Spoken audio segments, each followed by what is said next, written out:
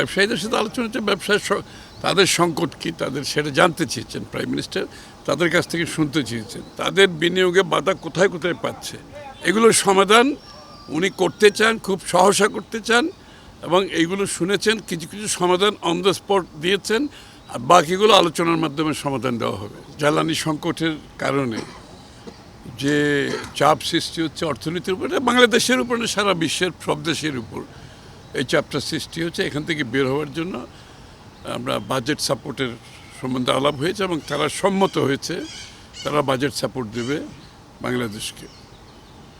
দ্বিতীয় হচ্ছে বাংলাদেশের আবহাওয়াজনিত যে প্রজেক্টগুলো আছে ক্লাইমেটের সাথে জড়িত, এগুলোতে তারা সহায়তা দেবে, যেমন সোলার পাওয়ার সাথে জড়িত, তারপরে ইলেকট্রিক ভেহিকেলস সহ যে ক্লাইমেট জনিত যে সমস্ত প্রজেক্ট আছে এখানে তারা সাপোর্ট দেবে। এখানে কিন্তু আবার জ্বালানি সংকটেরও একটা ব্যাপার জড়িত আছে, যে সৌর বিদ্যুতের সাথে আমরা আমরা সিদ্ধান্ত নিয়েছি 20 থেকে 30% বাংলাদেশে উৎপাদন করলে আমাদের জ্বালানি সংকট অনেক কমে যাবে। এখানেও তারা সম্মত হয়েছে সাপোর্ট দেওয়ার জন্য। এছাড়া আরও অবকাঠামোগত বিভিন্ন যে প্রজেক্টগুলো আছে সেখানে তারা সহায়তা দেবে। ব্যবসায়ীদের সাথে আলোচনা হচ্ছে, ব্যবসায় তাদের সংকট কী তাদের সেটা জানতে চেয়েছেন প্রাইম মিনিস্টার, তাদের কাছ থেকে শুনতে চেয়েছেন। যে বাংলাদেশে তো ব্যবসার উপর অনেক সংকট বিগত দিনে আমরা শুনে আসছি, যে cost of doing business, is of doing business, এগুলো তো অনেক সংকট তো আছে। তো নেই, ওনাদের মুখ থেকে শুনতে চেয়েছিলেন, ওনারা বলে গেছেন এবং এগুলো নোট নেওয়া হয়েছে।